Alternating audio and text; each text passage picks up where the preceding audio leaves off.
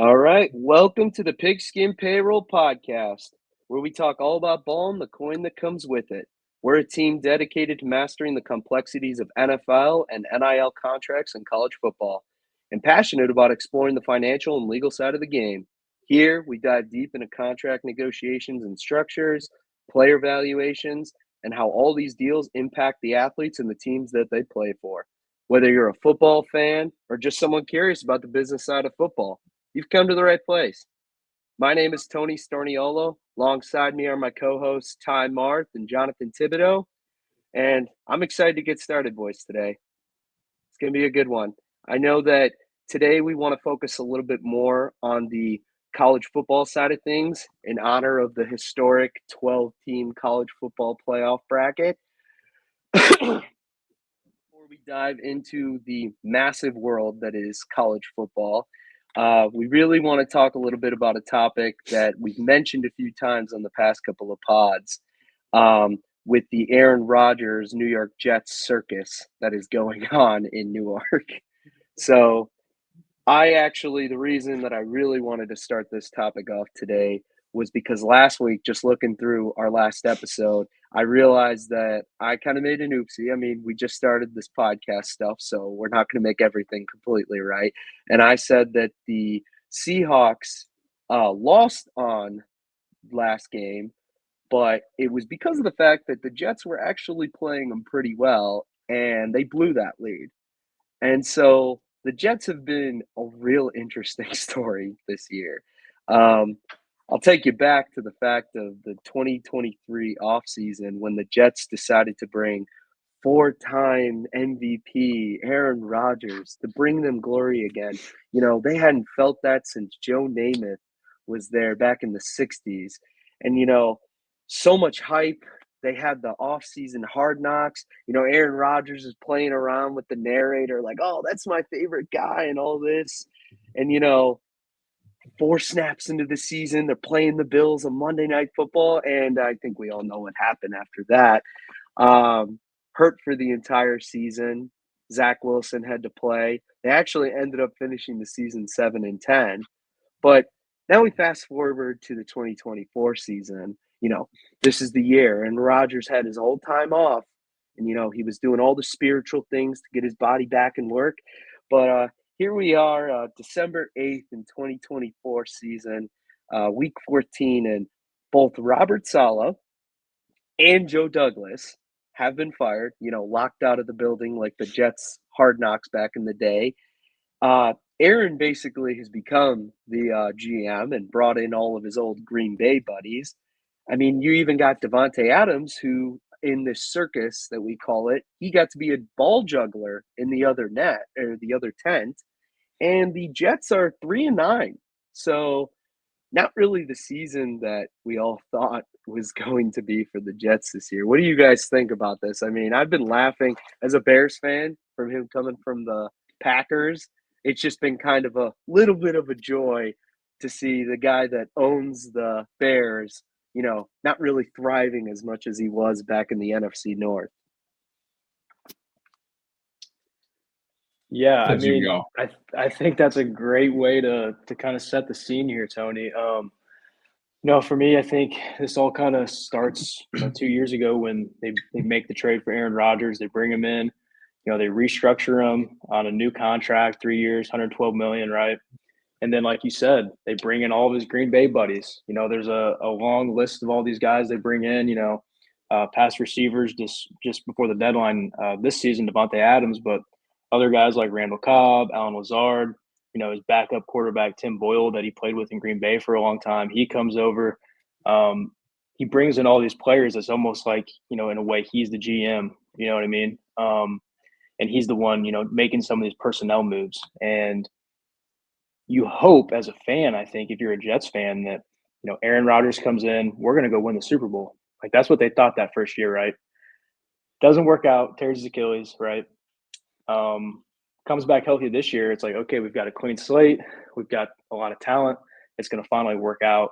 And it's just been a dumpster fire, kind of like you've said. But yeah. I mean, it's kind of like he's pretty much the LeBron James of the NFL, right?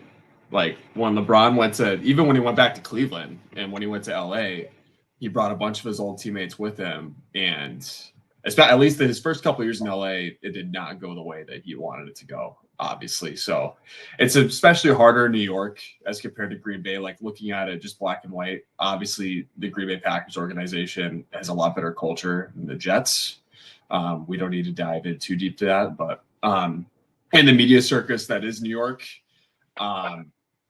you guys know what kind of guy Aaron Rodgers is. Like he's not going to put up with any of that, obviously. And Tony, to your point, I think it is definitely fair to say like he has control over the team, essentially over the entire organization. I would say that's why I made that LeBron James comment, because LeBron controls the Lakers. That is a fact.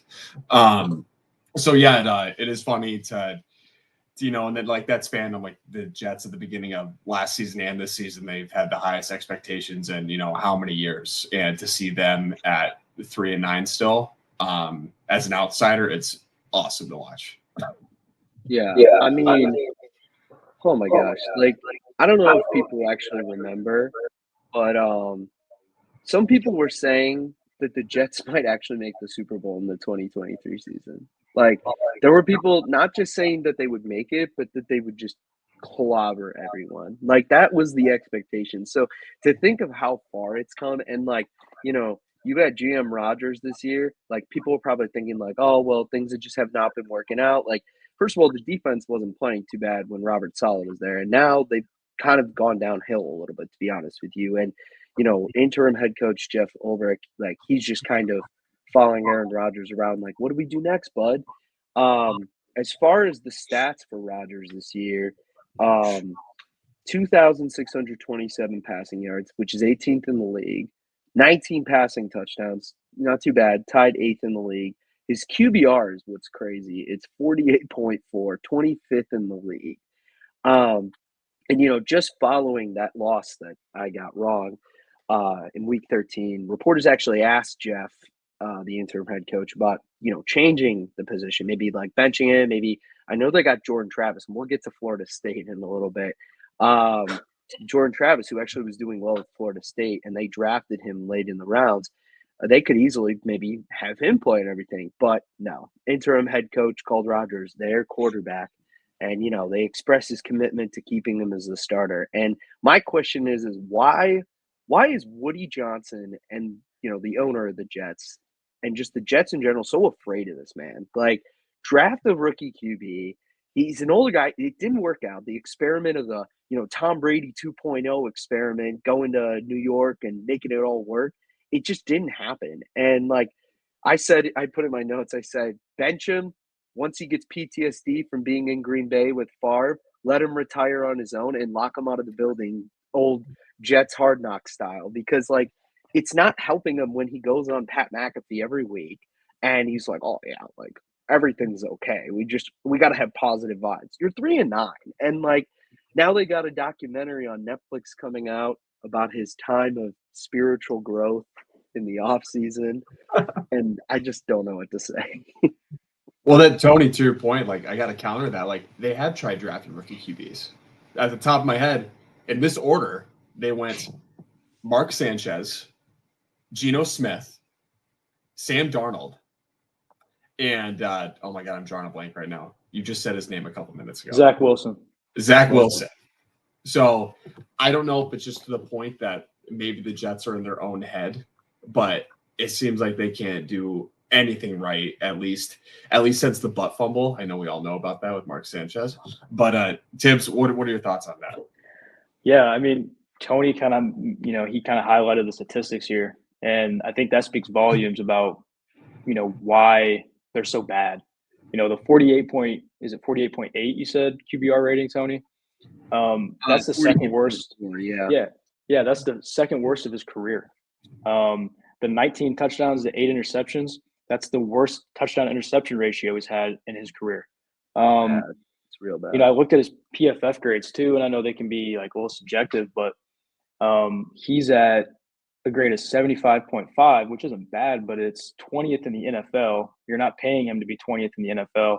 And it's actually the second worst grade he's received from PFF in his 17th season as a starter. So They brought him in on this 3-year, $112 million contract.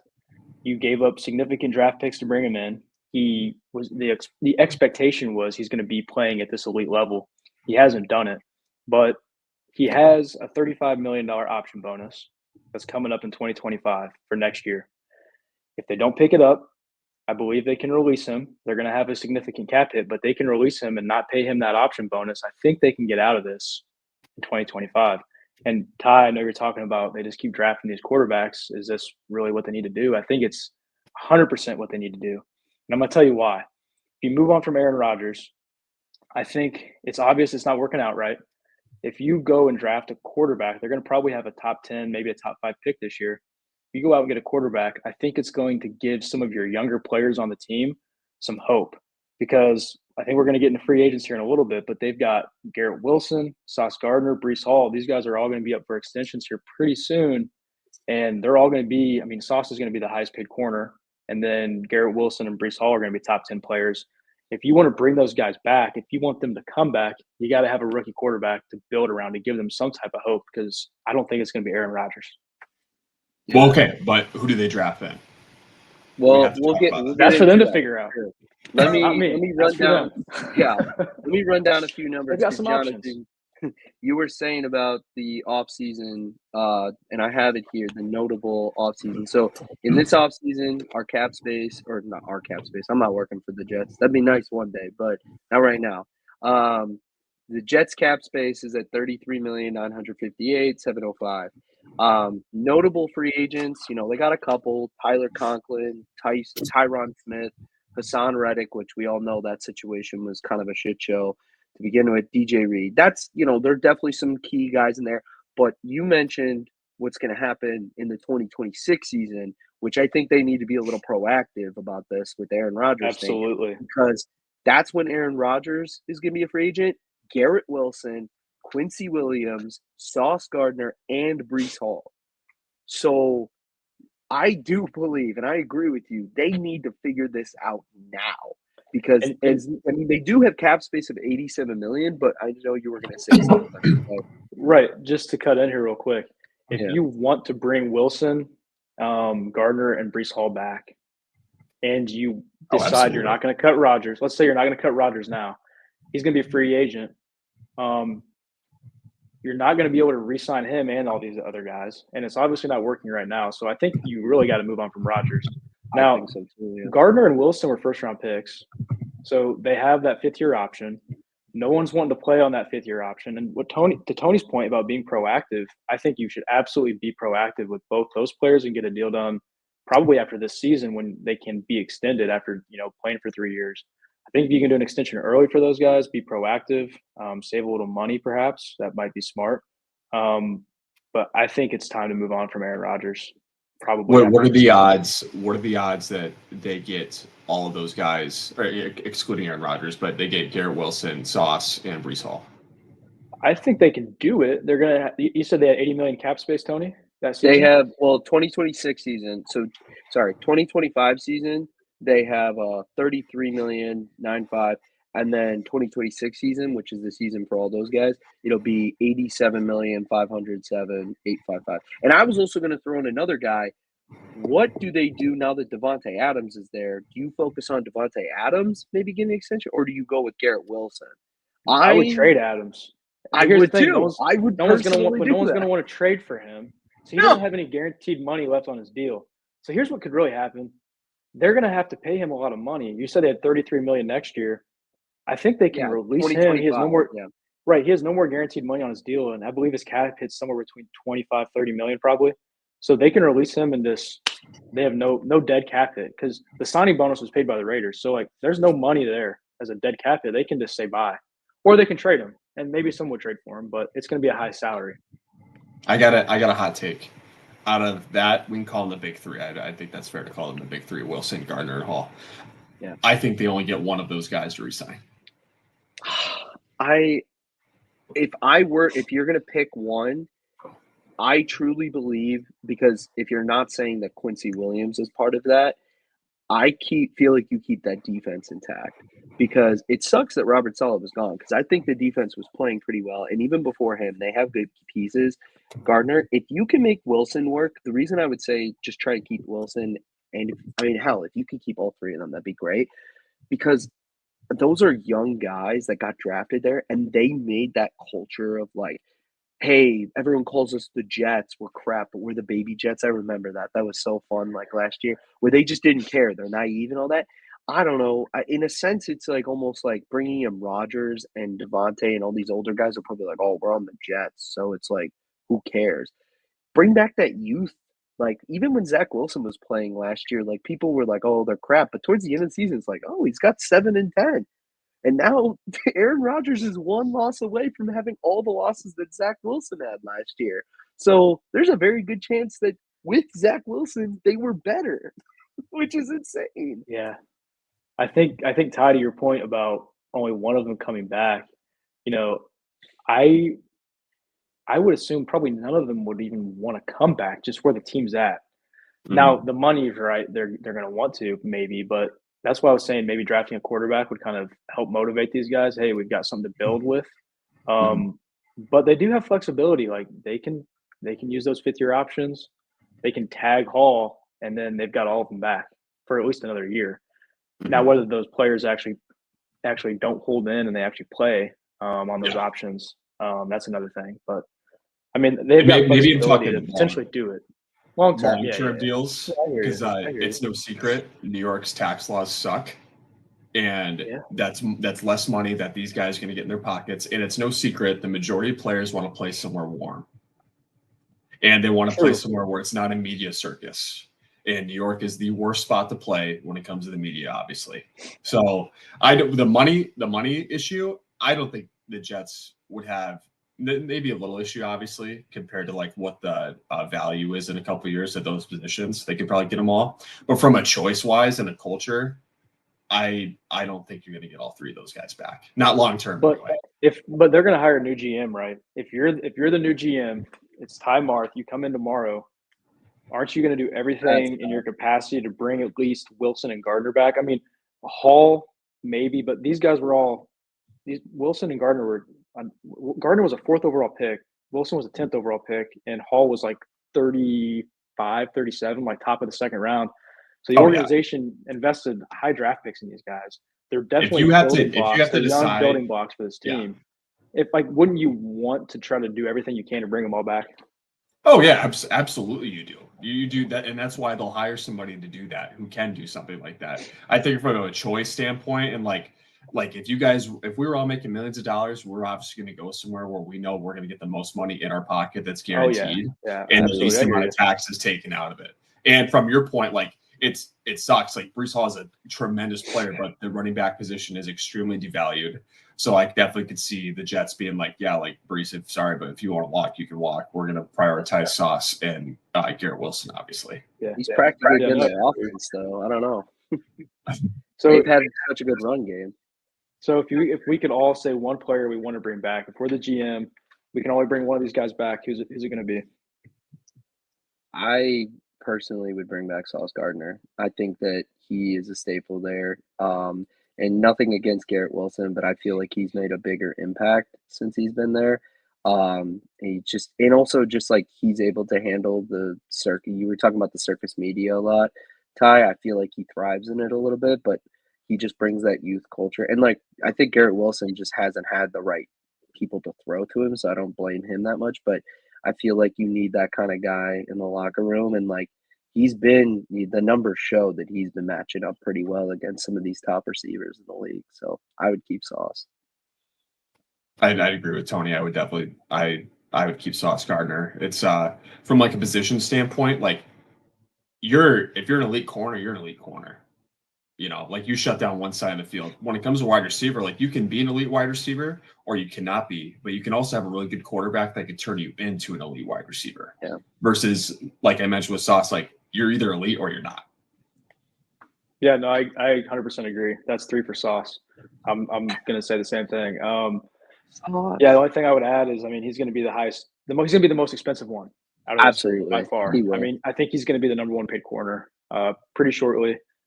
He's going to probably leapfrog past Sertan, who just signed the biggest deal. But yeah, I'm with you guys. I'm going Sauce Gardner all the way too. And I think that if you're gonna go for a second guy, and if you can sign him for cheaper, then depending on his stats, I mean, they might have been watered down a little bit this year because Rodgers was trying to chuck the ball a bunch.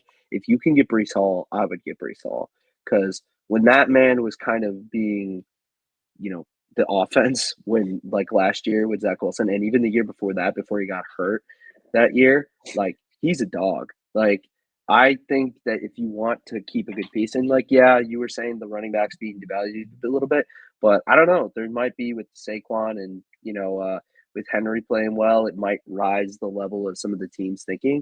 And I think Breece Hall's played amazing since he's been drafted. And speaking of being drafted, I know we've been keep mentioning like maybe they should get a rookie QB and everything. I just want to break down their 2025 draft. So as of right now for this 2025 draft, the Jets have a first round pick, which if the draft happened today, and we are filming this right as the week 14 games are. By the way, if people see me looking off to the side, I am watching the new fandom of the Buccaneers that I have my shirt. I'm watching that game. That's why I keep looking. But if the games didn't forget the games and everything, if the draft were to happen today, the Jets would have the 6th overall pick. And I saw that somebody put here could get higher. And I agree, whoever put this, they have to go QB. I think so. And then they have that was you. They have a round 2 or 3 conditional on Devontae Adams from the Raiders. They have another round 3 from the Lions. They have a round 4. They have 2 round 5s from the Jets and Steelers, and then obviously from them and the Steelers, and then 1 from the Chiefs.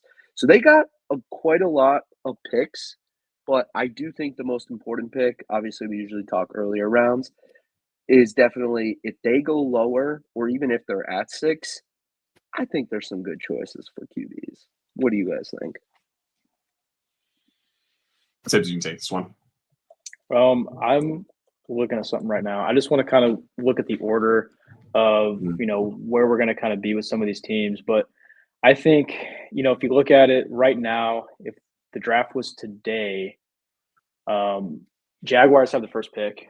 They have Trevor Lawrence on a long-term deal. They're not going to be picking a quarterback.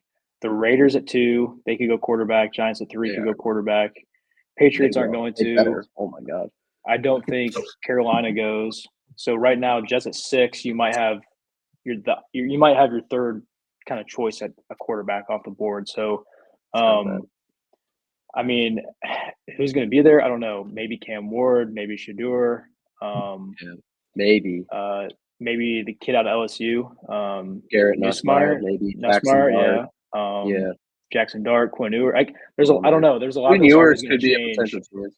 Yeah. Right, and like a lot's going to change from now to the draft. Like we have the combine and pro days, and a lot of guys that are ranked low that are going to rise, and right. So with the playoffs, people might show like some new things, and there might be players that rise from it. Right, but I mean, if they can get him, it has to be. Shador is built for New York. Oh yeah, the Giants. The Giants are going to get him. Yeah. Oh yeah. I think that'd be hilarious. They go across the room in the stadium since they both play at the same. They're just like in one room of the stadium, and they just go over. Don't you dare pick him up! Don't you dare pick up Shador Sanders! They're like, watch me, and he just gets on the phone. Mm-hmm. Well, then that's when Dion gets on the phone and goes, he will not be playing for the Giants. He will. Yeah, put the other guy on the phone. Or both of them. He puts them on a conference call. He's going to be a total Eli Manning situation there. He's playing for the Raiders. It's not happening. Nobody talked to us. But they definitely have to draft a quarterback, though. I'm all in favor of that. They definitely do. Sorry, did that come through the noise? Somebody was calling me. Nope. All right, good. Oh no, you're good. All right, good. What was I gonna say? Oh yeah, I know what I was gonna say. It was interesting that you mentioned those teams that are in front of them. It is interesting that the Panthers they might not look for a QB now that Bryce Young is actually playing pretty well. They might stick with them. Yeah. I mean, you traded up and gave up all that compensation to the Bears to go get him. Yeah. This is going to be his 3rd year. Next year will be his 3rd year as a starter, right? So, you can't just move on yet. You've got to give him one more year at least. you can't give up all those draft picks and then move on after 2 years. Yeah, No, absolutely not. No, I think that they would be stupid to do that now. We have this narrative in the NFL, especially in recent years, that these rookie quarterbacks, especially because obviously quarterback's the most important position on your team, the narrative that they have to be good right away. They have to. There's no growing pains. Like I just pulled up Peyton Manning's stats from his rookie year. 28 interceptions his first year in the league. Yeah. Set the record. Yes, which he still unfortunately has. 3-13 his first year. Then second year, obviously huge turnaround, went 13-3. 26 passing touchdowns, 15 interceptions. But here's the thing. Carolina is not built to have a huge switch like that. They're just not. Like, love Adam Thielen to death, former Viking, friend of the program, but like he's getting above age now. You can't have that guy being your number one wide receiver to be on a potential playoff team. He's still really good, but they need to build around the roster. They need to build around Bryce. That's why they drafted him. Yeah, no, I agree with you. But here's the thing I'm thinking of now, back to the Jets. If you draft a quarterback this high, you're probably going to want him to play from the beginning. But if you do try to go out and get some type of bridge quarterback, who's it going to be? Because now I'm almost thinking, well, maybe you just pay the freaking $35 million option bonus to keep Rodgers and he stays for another year while you have a rookie quarterback. Because, I don't know who else you're going to go out and get. Sam Darnold's going to want an opportunity to start somewhere, and he's going to be too expensive to be a bridge. So not a chance he's going back to bring him back. And he's not going to go back. He's not going to go back. So do you know who I did? That's just interesting to kind of think about. I did see reports of Justin Fields talking to the Jets, because they in that draft they looked him over at the second pick where they took Wilson and everything, and I find that very funny that they're going to be talking. Hey, he played with Garrett Wilson, man. Yeah, so that's not a bad connection to have. It's not horrible. I'll tell you another guy I'm thinking of that is not going to be a free agent, but he might be available, is Gardner Minshew with the Raiders. Maybe he's a guy that you could trade a 6th-round pick for and bring in.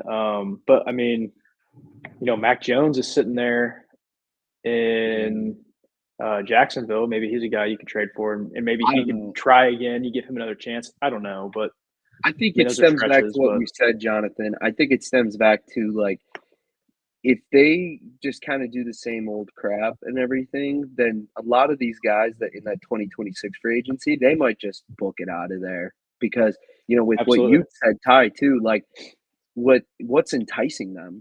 The market is ripping them to shreds, and then you got the taxes too.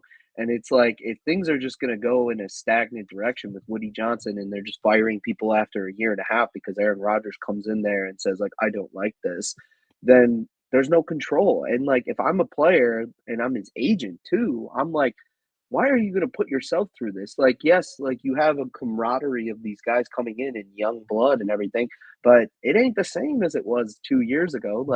Why are you going to sign an extension? I don't know, Sauce maybe because he's kind of enjoyed it and embraced it a little bit. But if I'm Garrett Wilson, it's not I've been getting some amazing quarterback play. And if you go for a bridge quarterback like Gardner Minshew, please send me out of here. I'll go somewhere else and I'll be a guy that they love. Because if you're going to run the ball with Breece Hall, which they've done most of, except with Aaron, and Aaron just Garrett, I love all my other buddies Devontae Adams, Romeo Dobbs. Give me every single player I ever played with. But you, it's cool that you're here, but I kind of want to play with my old pals. Why would he stay? So I think they really should just pick up a new guy and just roll the dice. Tell me if I'm overreaching here. So when Rodgers has one more year left on his deal? Yep. Brock Purdy. Ooh. What are you saying? You trade Aaron Rodgers to the 49ers? No, because Brock Purdy has one more year left too. He's about to be a free agent. Right. He's going to be, but 2026. The taxes won't be too much different. They're not going to let Brock Purdy go. I don't think they're going to let him go, but I like that scenario. I do. Yeah, I like what you're thinking here. Because the Niners they're getting older. George Kittle, I think he's I want to say he's 31 or 32, maybe. Like Christian McCaffrey, like it sucks, but he's kind of back to that injured narrative, and he's getting older as well. Debo's Debo, but they're like their window, it seems, is kind of drifting away a little bit. Yeah. No, I agree with that. Their defensive line kind of sucks, I think, too. Nick Bosa's not playing today. Yeah, he hasn't really been playing, and I don't think Hargrave's really been playing either. I don't know. I mean, that's interesting. I don't know if they're going to let him become a free agent. I don't know if that would ever happen. I almost feel like – so when's Brock Purdy's deal up? He's on – 2026. Oh, it's at the same time. Okay. So, I mean, maybe you could – I mean, I think Rodgers wouldn't be against playing in California. Like, he played at Cal, right? Mm-hmm. Would it be possible to trade one for the other? Yeah, but would the Iowa State boy thrive in the market media of New York? Yeah, no kidding. He's the most quiet, humble guy ever. No. Yeah, you're right. He's unrestricted too, so like he can do whatever the hell he wants. Yeah, but he'd get tagged. They're not going to let him go. There's no way he goes unless they're getting something for him. You know what I mean? Yeah. Well, maybe they tag him and trade him or something, but that's a guy though who we need to talk about at some point because he deserves more than anybody in the NFL to be paid. Brock Purdy. I mean, his rookie deal was. I mean, he's Mr. Irrelevant, 7th round pick, but his rookie deal was tiny. So Shador's getting anyone deserves to be paid to him. Oh yeah, absolutely, absolutely. Yeah. Speaking of, I was gonna say free agency. Speaking of Cal, speaking of Iowa State, and speaking of the amount of money that these college guys are playing, we wanted to focus a lot on the college football today and just everything that's going on in the landscape, you know, in honor of the college football playoff first-time bracket happening, and definitely come a long way over the past 4 years since COVID and when everything changed with the Alston decision for college athletics. And yes, Johnathan just put up the bracket. And we could talk about the bracket first if you guys want, instead of the free agency stuff. But this weekend was the college football conference championship games. And, you know, they were good. And a lot of them were meaningful in my eyes. Like, I was really involved because of the fact that it wasn't like times where you play all these games and you just are kind of like, yay, you get a little ACC championship game. Good for you. Now the real big boys are going to go play an actual playoff. They actually gave a chance this year, and it made the games intense. It made the players seem like they were like hungry because they thought they had a chance. I mean, first thing that comes to mind was Arizona State with Scadaboo, the running back, who's just got a chip on his shoulder. But we're going to run through some of the conference championship games first. And I had a little thing that I put on our notes, just which was interesting to me because it had to do with the collective money. If you don't know, since NIL has come about, a bunch of colleges with collectives getting donors to pool money together and basically pay the college athletes. But, you know, not pay for play, of course, because that doesn't exist in college football. You know, NIL deals through nonprofit entities. But what I found interesting was that through these conference championship games, out of all of them, you know, Conference USA, Mountain West, AAC, Big 12, Mid-American, MAC, SEC, Sun Belt, and Big 10, I think I might be missing one. 6 of the 9 teams that won actually had less collective dollars pooled together for, you know, it didn't say specific football programs per NIL, NCAA.com, but it was just collective money in general. So I found it interesting that it doesn't seem like if you just throw a bunch of money at players that you'll just automatically win championships, and you actually have to have coaching. So I'm interested to see what you guys thought about that, and just this weekend in general with the conference championship games. It matters how your deals are structured, isn't that right, Tibbs? Yeah, I mean, it also matters.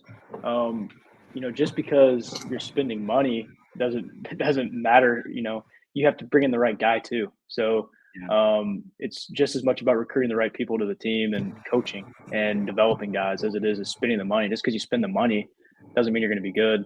But no, I mean, I think those numbers are very interesting. I mean, Like you kind of hinted at, Tony, it's not necessarily just football; it's the entire collective for the athletics in general. But still, it's very interesting to kind of see that.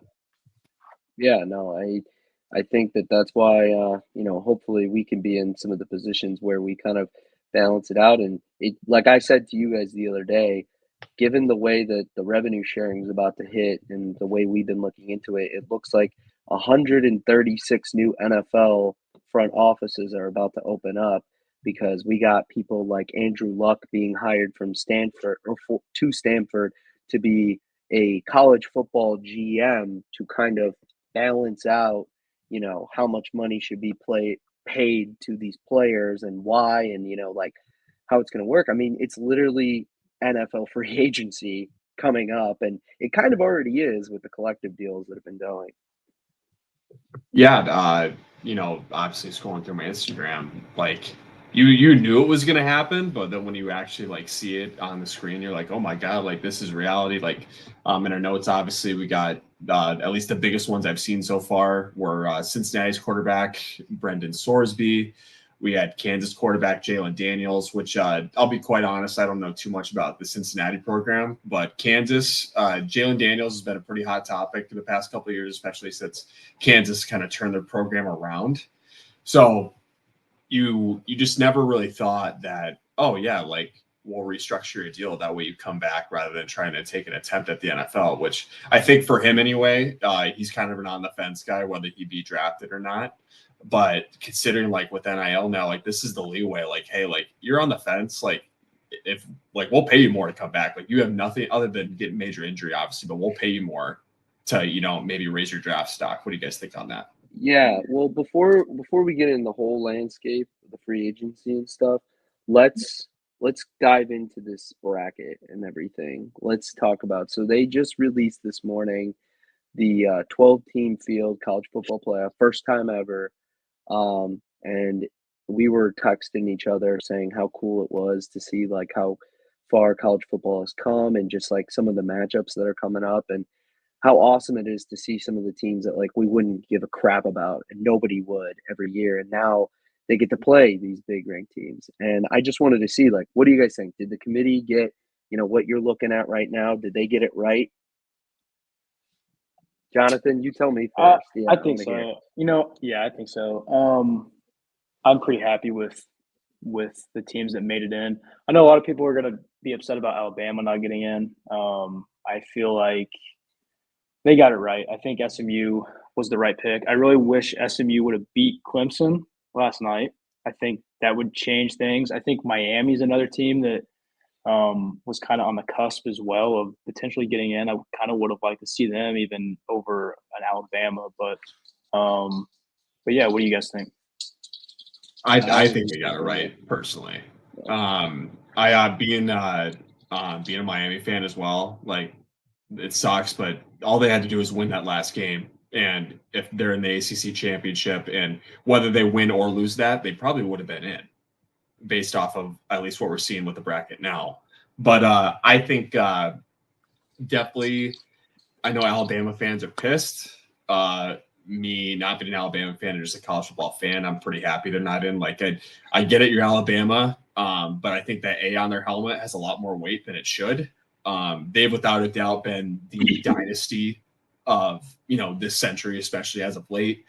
Talking about the SEC bias, since 2000, this century, they have 4 national championships in college football. And to kind of dissect that a little bit, 13 of those have been since 2006. So the last 18 years, the SEC has won 13 national championships in college football. They without a doubt been the best conference. I'm not going to argue that. But Alabama having 3 conference losses, like you cannot put them in the playoff. They didn't even play in their conference championship game. And I know Indiana didn't play in the Big Ten championship either, but their only loss is to Ohio State at Ohio State. Right. So that's a damn good only 1 loss. And correct me if I'm wrong, I think every other game they've blown teams out by at least 20 or 30 points.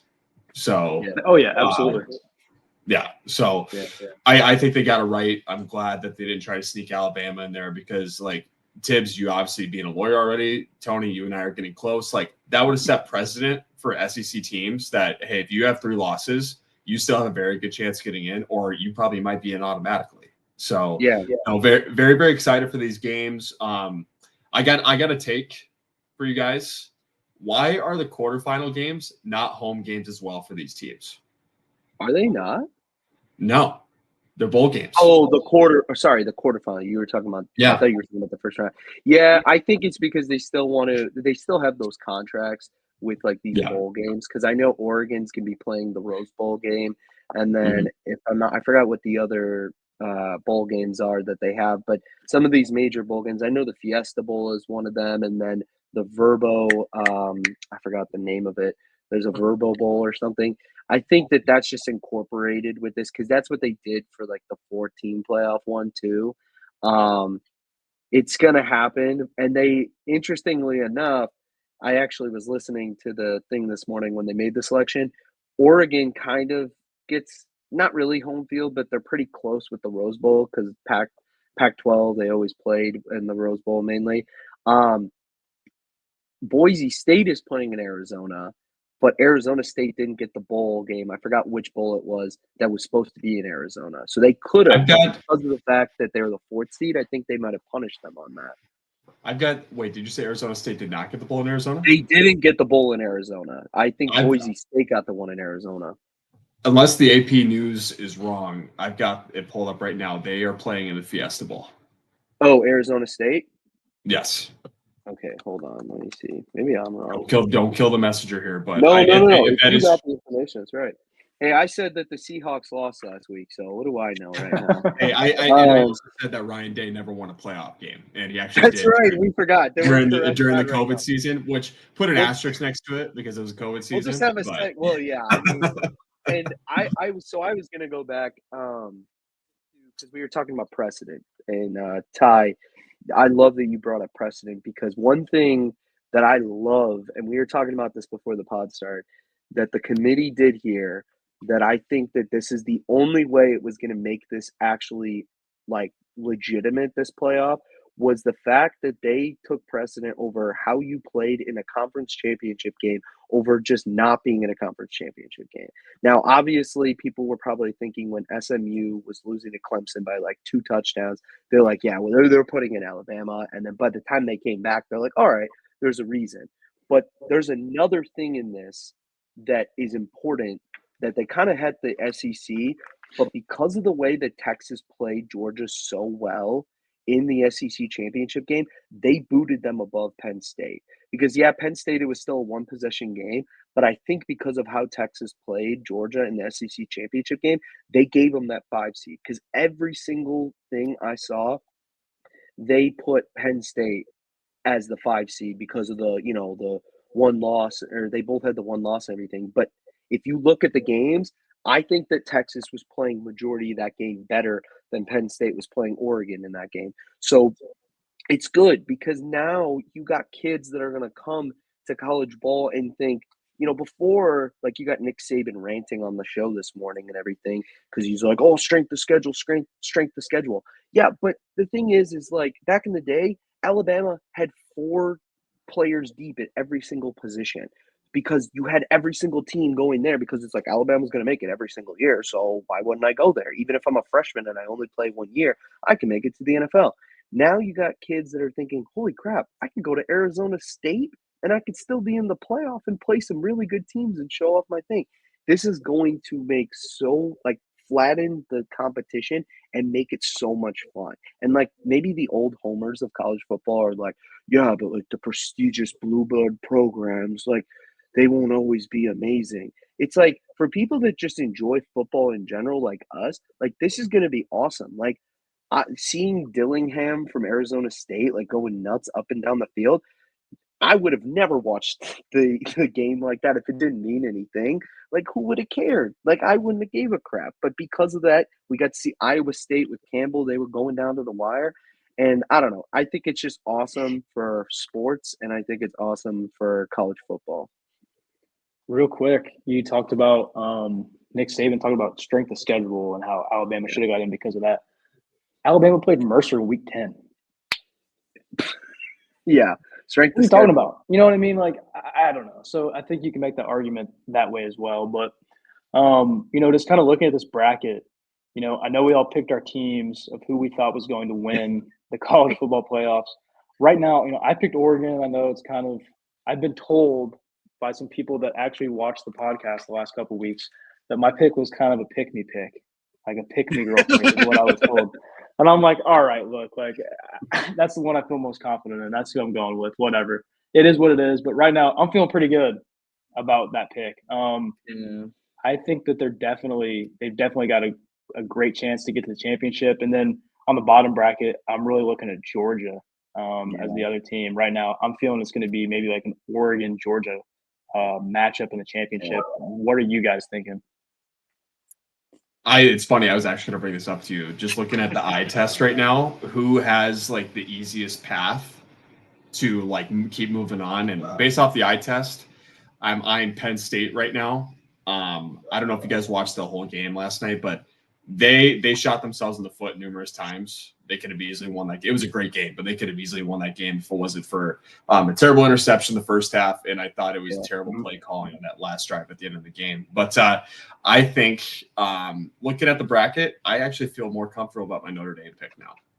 They get a home playoff game against Indiana, and this is just the eye test. Notre Dame has all the momentum right now. They have not lost since I believe that lost at NIU years ago. It was in September. A new champion pick. Humble brag. And then if they beat Indiana, we don't know the status of Georgia's quarterback right now, Carson Beck, whether he's going to play. Oh yeah, that's true. So, I completely spaced that. Yeah. So whether he's healthy or not, there could be some QB controversy there because obviously the backup played way better in the second half of that game. So I'm feeling better about my Notre Dame pick right now. What about you, Tony? Yeah, I picked Ohio State, and I do think that it's a bit of a shaky pick now. I know that Tennessee's been playing pretty well, so I think that'll just be a fun match in general. So honestly, it could be a toss-up already. But really, Oregon's got I don't know because Oregon didn't play Ohio State in the Big Ten championship, and I think I said I assumed that was going to happen a few weeks ago. There is a chance that they could beat Oregon, and if they beat Oregon, I think they have a pretty good path because then, I mean, they might have to play Texas later on. But I actually was going to say Georgia, so I agree with what you said with Carson Beck being hurt. I don't know. I am interested to see how far Penn State goes now because if you look, they got SMU, who was a little shaky against Clemson in the beginning of that game. And then they have Boise State. And truly, yes, Boise State played Oregon really well, and that's because Ashton Genty against Oregon. I looked it up this week. He had 209 yards and 3 touchdowns against Oregon in that early game of the season, which is amazing. So I don't know how we'll play against Penn State if SMU loses to them. I think at the end of the day, I might just go with Johnathan on this. I think Oregon, and I know maybe it's a pick-me pick to all those listening. I think Oregon's kind of got this. If they play Ohio State, I think they could just beat them again. And who they play, Texas, I don't know. I think that they could beat Texas, and it might be whoever between Notre Dame and Georgia. I think I don't know. It's going to be a fun year just to see like where these seedings matter and like whether a lot of these teams that don't play these out of conference games, how they match up. But I know we don't have too much time, so I know we wanted to get into because we mentioned a little bit of how NFL free agency looks very similar to how college football free agency, if that's what you want to call it, is starting to look. So we had a thing sent to us. I think it was you, Ty, that might have sent it to us, showing that per Pete Thamel on X, Cincinnati quarterback Brendan Sorsby, after the season officially ended, agreed to a new deal to stay at the school per ESPN sources. He threw for 2,813 yards, ran for 445 more, and I actually put 4.2 yards per carry. He had 64% completion of passes, threw for 18 touchdowns, and ran for 9 more this season. He did have 7 interceptions, and he was sacked for 17 times this year. And like we said, it's basically free agency in college sports. This is practically this post sounds like something you would get from a team saying that they're extending him or he's agreed to a new deal. And the collective that has signed him, just to keep up with that, Cincy Reigns is the collective, Cincinnati Bearcats collective. Just for reference, Cincinnati went 5-7 this year. They are not bowl eligible, so he will not be seen to be playing again this year. I don't know. Yeah, he won't be. So I guess this was the time to re-sign him. What do you guys think about this? Sorry, I just popped my fist on camera. I, like Tony, I have the Vikings game in my corner, and I started both Justin Jefferson and Johnathan in my fantasy team, and they both scored today. So I have the entire How'd you get both those team guys? on my fantasy. That's what I got going. I know how to talk, Tibbs. You know this. Come on, all right. Sounding like you know what you're talking about. It's more than half the battle, baby. Yeah, no, this is Tony. You could not have said it any better. This is exactly something you would see, the NFL Network post or Adam Schefter post or something like that. That's all it is, and it's becoming the new norm. So like we kind of briefly talked about a little bit ago, like kind of sweep them away from maybe attempting the NFL. This also sweeps you away from hitting the transfer portal. That, hey, we'll pay you more money if you stay here and not enter the portal to maybe go to a bigger school. So, we got a big one in Brendan Sorsby, arguably an even bigger one in Jalen Daniels. Kansas had a lot of one-score losses this year, unfortunately. But I think bringing him back is going to be great. And Tibbs, I'd obviously love to get your opinion on this because you're Mr. Contracts. Is it best in players' positions in college right now, especially quarterbacks? Do you think to sign one-year deals? Because then you always have the opportunity to maybe hit the portal for a bigger deal. Or do you want to sign maybe 2 to 3? That way you have that promise in writing that you're going to get this amount of money. Well, I don't even know the promise that you're getting this amount of money is even worth the paper it's written on, even if you're getting it in writing at this point. So I would say 1 year is great. It's probably the best for the player at this point, and then it gives them. Honestly, it seems like I would want if I was a college player, I would want more flexibility and do these 1 year deals because you're no longer penalized for transferring. Right, you don't have to miss any eligibility and sit out. So I think I'd rather just do 1 year deals and then see who wants me if I can enter the portal and go somewhere else every year. I don't really like that as a fan.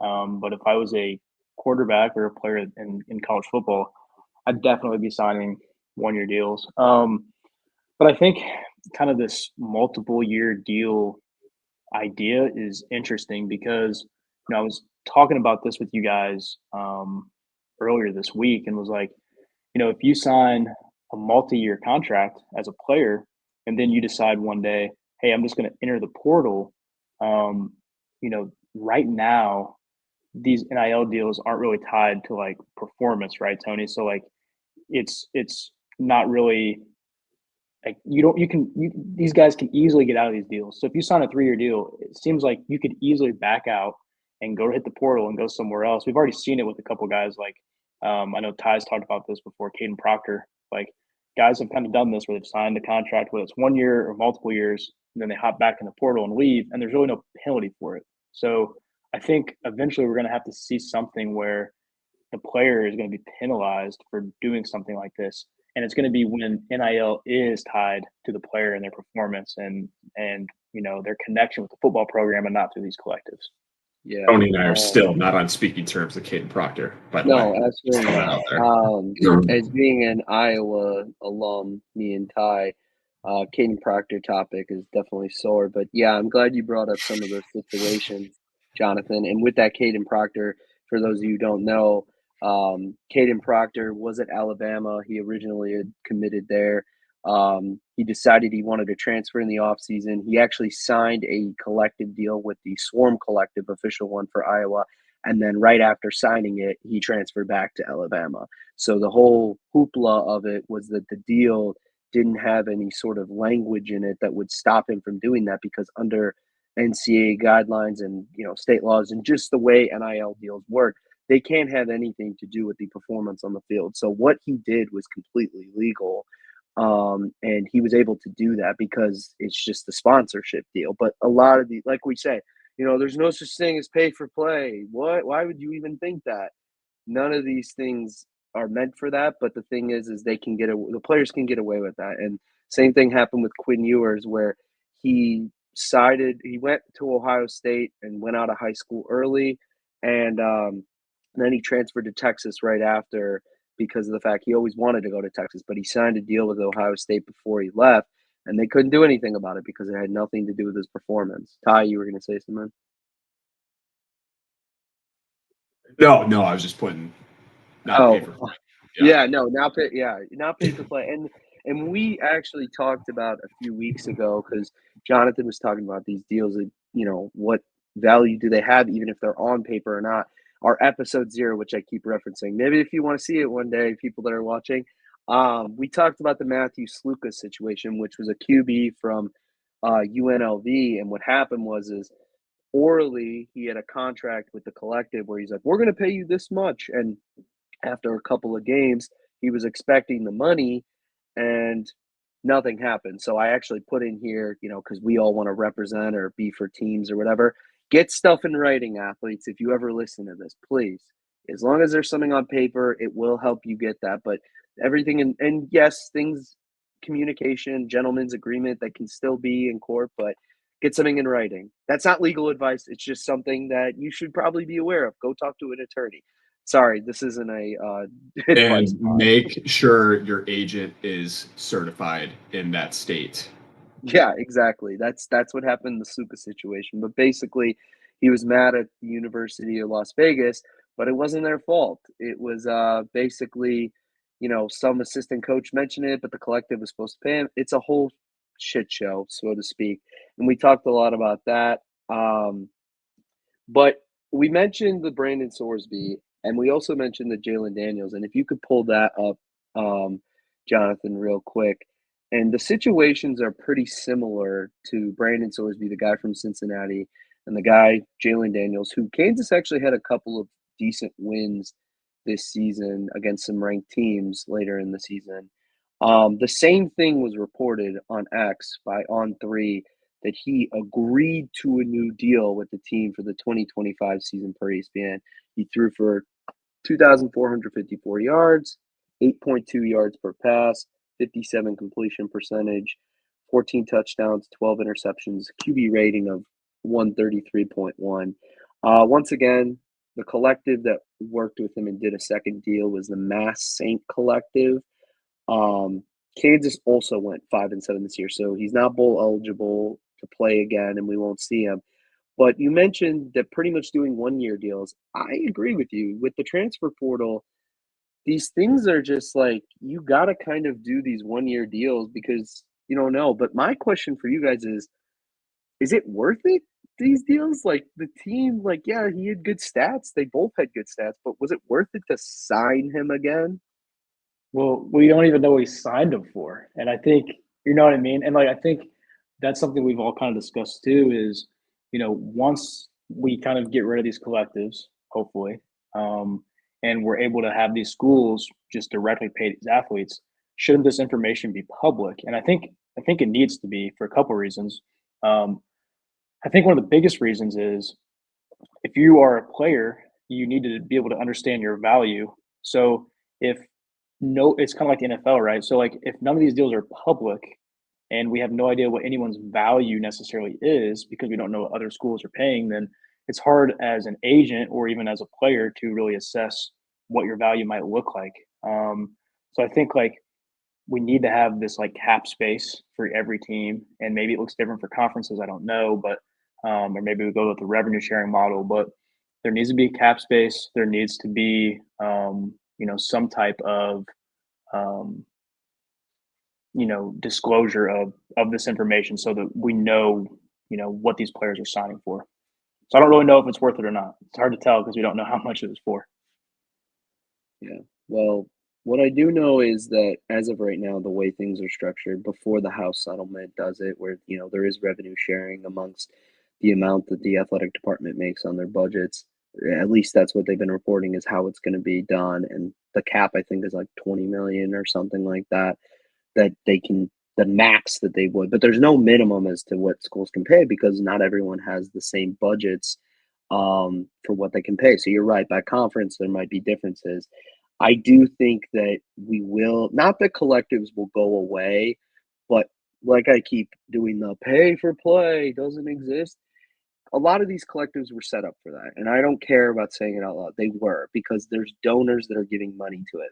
But there are a lot of beneficial things from these collectives. A lot of them are set up mainly to assist athletes or to actually do some sort of deals and get interactivity with the fans and everything. I do think that they will, the ones that are actually doing stuff like that, they'll stick around.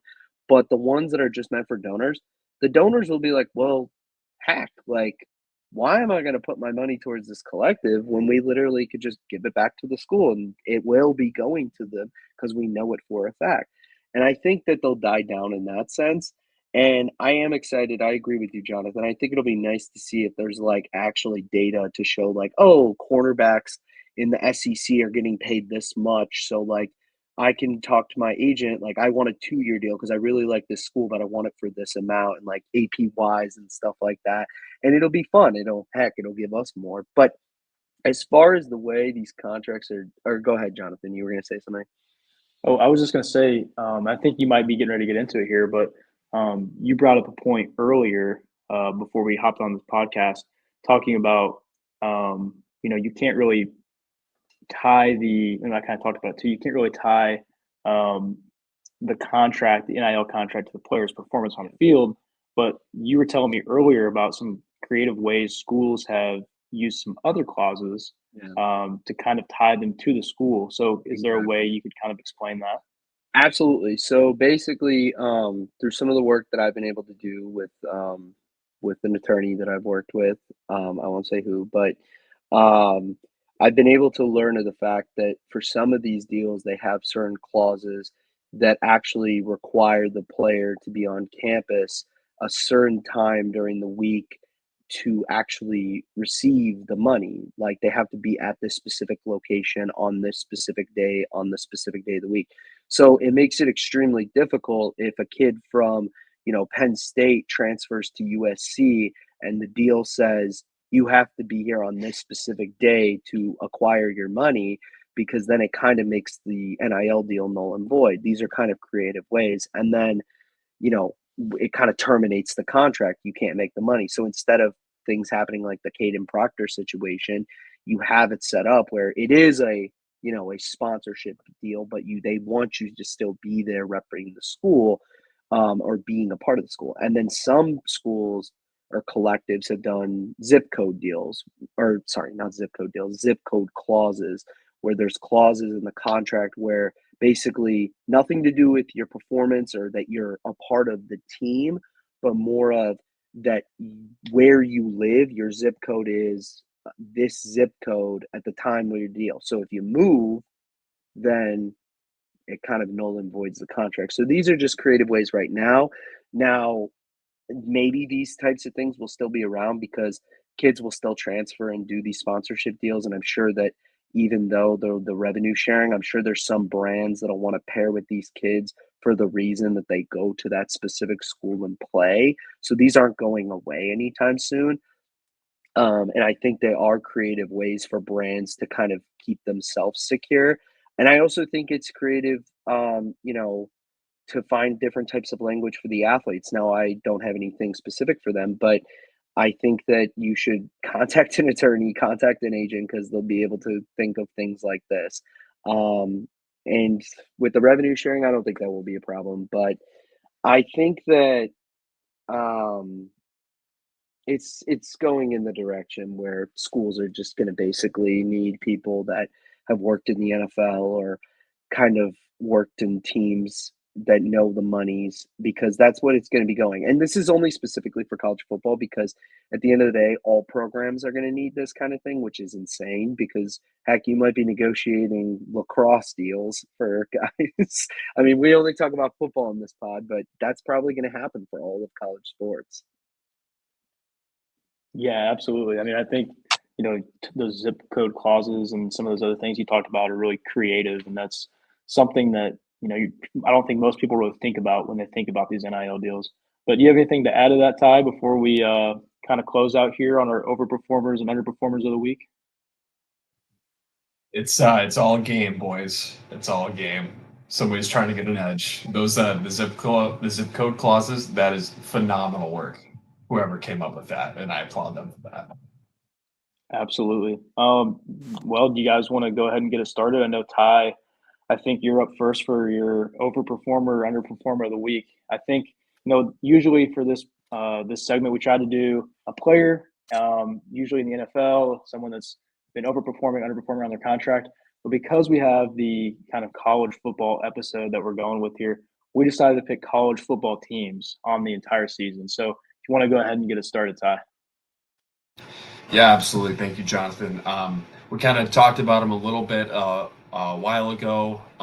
Arizona State, clear overperformer this year. They were picked dead last to finish in the Big 12, finished 16th in the Big 12, and they ended up going 11-2. They won the Big 12 championship. They hammered Iowa State yesterday, 45-19. Cam Scatterbo, he had the Iowa State defense on skates the entire game. It pretty much looked like big culture season for Arizona State, obviously.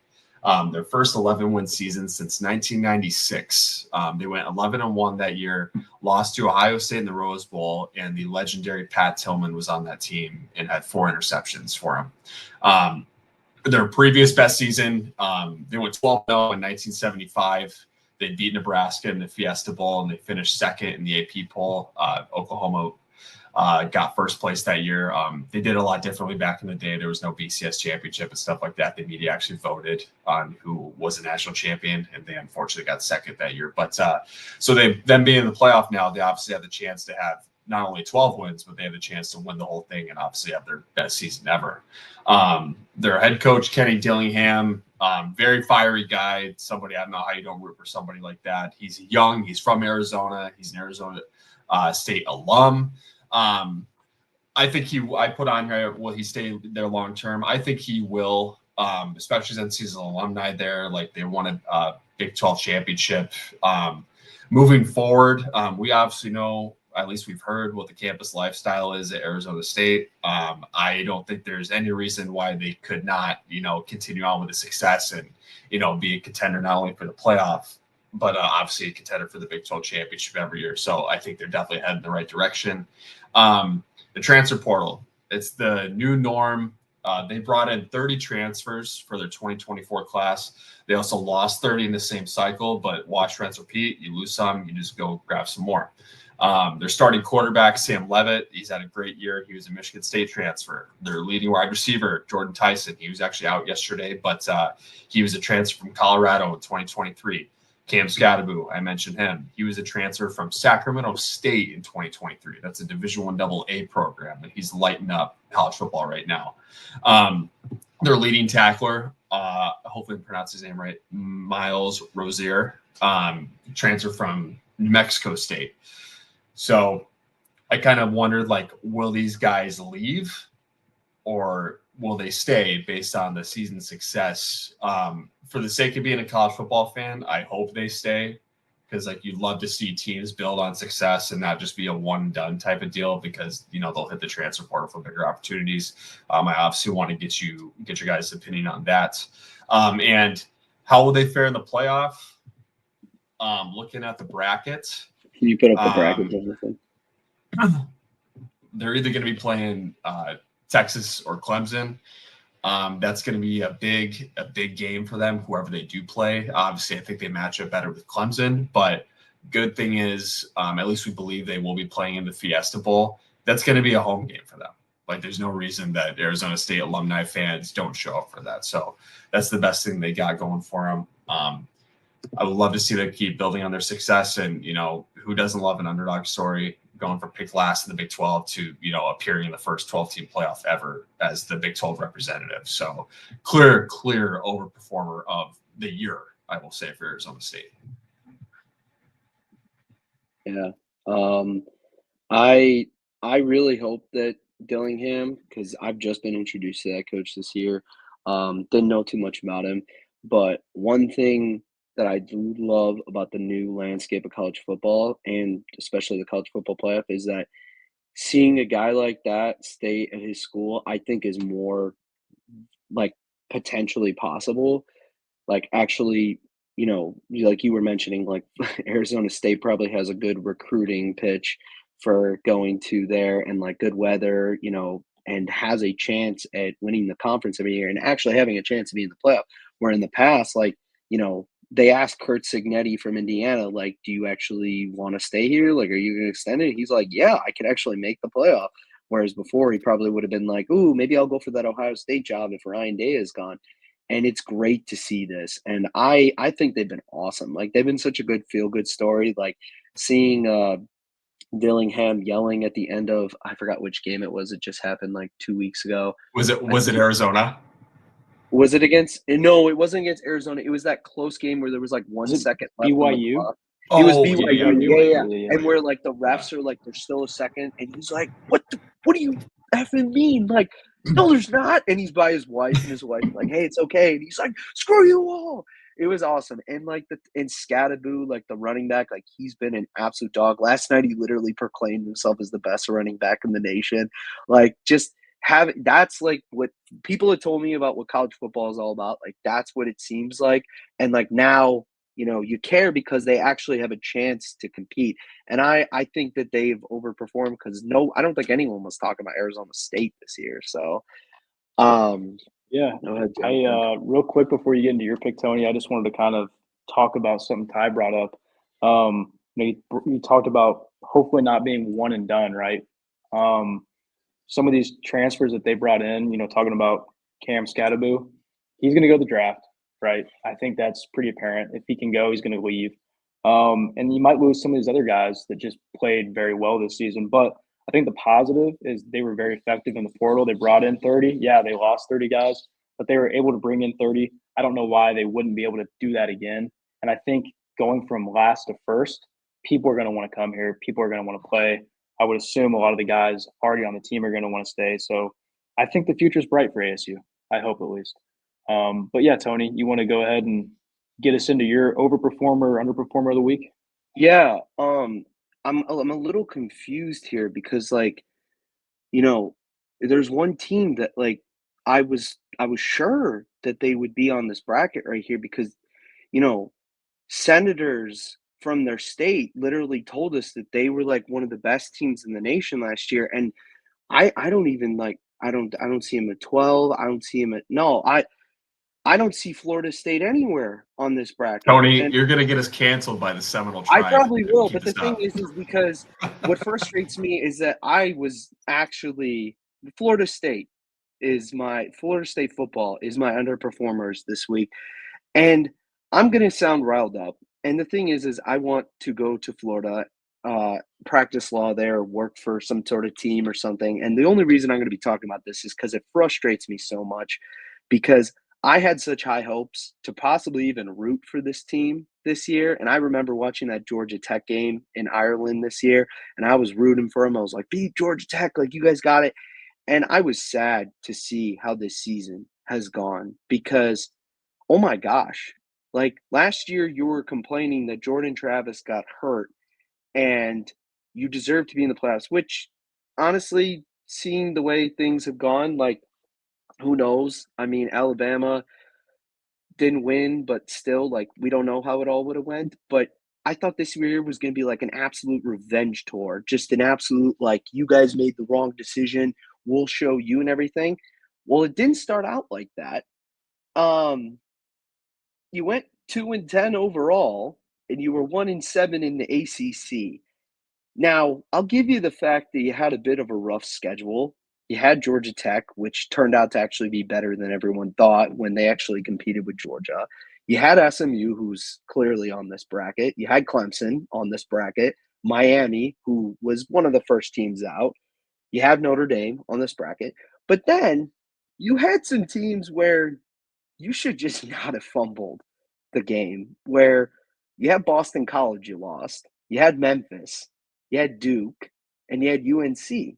And the reason I thought about putting this team as the underperformers this week was because it was reportedly said that you spent $12 million on the NIL budget because, everybody kept saying, oh, Ohio State has a $20 million budget for their football team this year. And like, how are you not performing at a high level? Well, Florida State had $12 million, and $2 million of those dollars was spent directly on the defensive line alone after losing Braden Fisk and Jared Verse.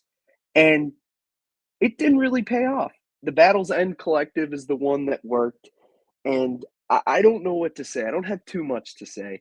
But what I do know is DJU, who didn't seem like the guy that you wanted to have. Am I still speaking? Can you hear me? Okay. Yeah, you're good. You're good. Well, now you're muted, Tony. Yeah, sorry. DJU was supposed to be the guy this year coming from, Oregon State and everything. He didn't do much. And just on Friday, you got a redshirt senior walk-on defensive lineman who, remember, you spent a bunch on your defensive line. He's entering the portal. And if you're going to go into the portal this offseason, you might as well just look for every single position. Because at one point in the season, I think every single college football team, even some FCS schools, had scored more than 21 points, and you guys hadn't even done that. So it makes me sad more so. I didn't want to destroy the team, because the thing is I wanted to root for the team. I wanted to be like, look at this. They got the number 5 seed, or heck, they won the ACC championship, and, they got the number 3 seed. But no, what happened? You had the entire state's Congress literally just this is ridiculous and preposterous. Alabama shouldn't be there. And now Alabama's feeling the same thing you felt last year on an even higher level. But my God, that's my underperformer of the week. And that's all I got to say about that. All I got to say is shout out Carlton Campbell. If you're listening to this, sorry for what you had to go through this season. He's a Florida State grad, one of my buddies. He went to NIU with us. Yeah, Florida State was atrocious this year. I'm going to wrap us up pretty quick because I think this is probably our longest podcast yet. But I'm going to wrap us up real quick with my underperformer. Expectations were high for them. They came in this season ranked 17th in the country, preseason AP Top 25 poll. Last year they finished 10-4, 7-2 in conference play, second overall in the Big 12. This year they started off great, 3-0, but they played South Dakota State, Arkansas, and Tulsa. And then after that, they went on a 9-game losing streak. They finished off the season with a loss to Colorado, 52-0. My underperformer is Oklahoma State. Super high expectations coming into the season, as I've already laid out. It just didn't work out. Coming into the season, they had one of the guys who, people were projecting to be potentially a Heisman candidate, Ollie Gordon II. People thought, this guy, after his season a year ago, had 1,700 rushing yards, I think 22, 24 touchdowns, something like that.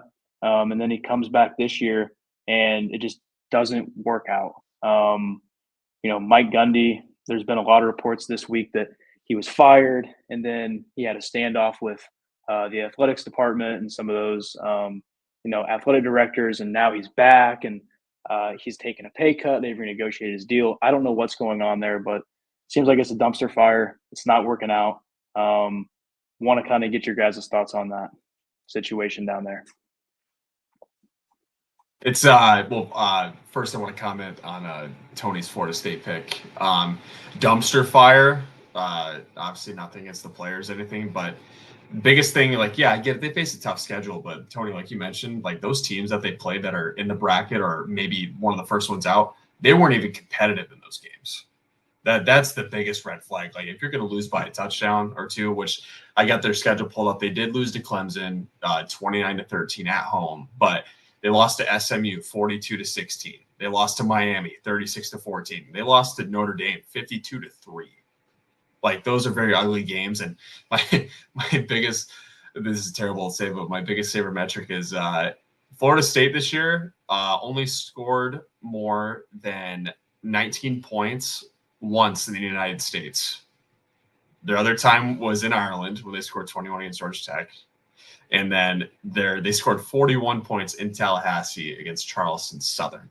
So they could have possibly been 1-11 if it wasn't for they barely beat Cal at home 14-9. And then, Johnathan, your point about Oklahoma State, they were, I'll give them the benefit of the doubt, they were a lot more competitive for their games as to Florida State. They did get blown out by Colorado the last game of the season, but I think you mentioned it. I think Oklahoma State was picked to win the Big 12 at the beginning of the season.